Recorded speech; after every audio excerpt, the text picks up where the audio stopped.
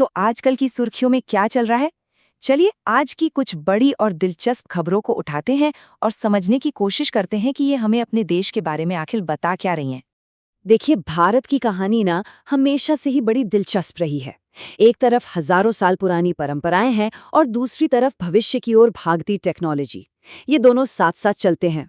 आज हम बस यही देखने वाले हैं कि हाल की कुछ घटनाएं इस अनोखे मेल को कैसे दिखाती हैं। तो चलिए सबसे पहले बात करते हैं आस्था और संस्कृति की। इस दुनिया में हाल में कुछ ऐसा हुआ है जिसने सबका ध्यान खींचा है। तो खबर है अयोध्या के श्री राम जन्मभूमि मंदिर से। यहाँ पूरे 150 किलो का एक विशाल यंत्र स्थापित किया गया है। अब सोचिए, 150 किलो! ये सिर्फ एक वजनी चीज नहीं है, बल्कि ये हमारे उस प्राचीन ज्योतिष और वास्तु ज्ञान का प्रतीक है जो इस मंदिर की नींव का हिस्सा है। अपने आप में ये एक बहुत बड़ी बात है।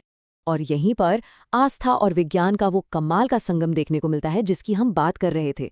हुआ ये कि वैज्ञानिकों और इंजीनियरों ने मिलकर शीशों और लेंस का एक ऐसा जबरदस्त सिस्टम बनाया कि रामनवमी के दिन सूरज की एक पतली सी सिर्फ 7.5 मिलीमीटर की किरण सीधे भगवान श्रीराम की मूर्ति के माथे पर पड़ी।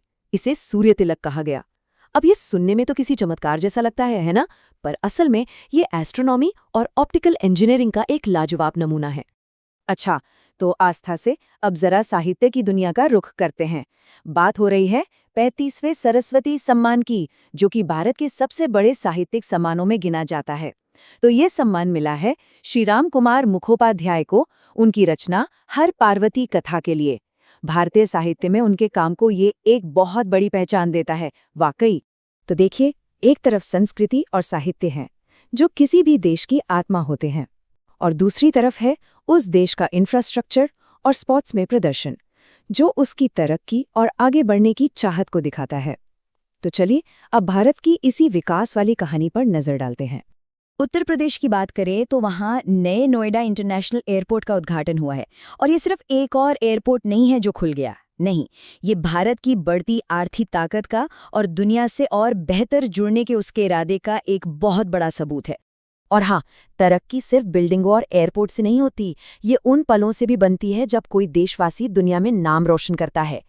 ऐसा ही कुछ हुआ है विश्व तीरंदाजी में, जहां हमारे युवा तीरंदाज उदय कंबोज ने गोल्ड मेडल जीतकर देश का सिर गर्व से ऊंचा कर दिया है।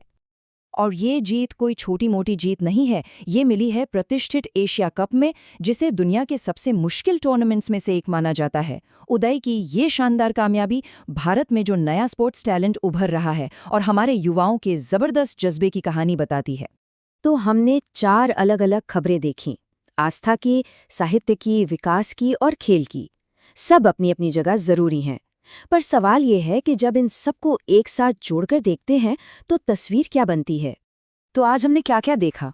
अयोध्या में एक पवित्र यंत्र की स्थापना, नोएडा में एक चमचमाता हुआ नया एयरपोर्ट, एक बड़ा साहित्यिक सम्मान और एक शानदार स्पोर्ट्स विक्ट्री।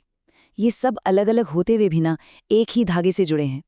ये सब मिलकर एक ऐसे भारत की कहानी कहते हैं जो अपनी जड़ों को भी सम्मान देता है और पूरे कॉन्फिडेंस के साथ भविष्य की तरफ भी देख रहा है।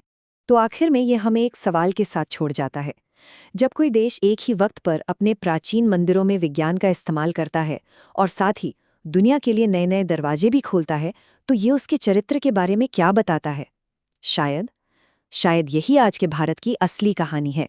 परंपरा और प्रगति का एक खूबसूरत संगम, एक लगातार चलने वाला नृत्य।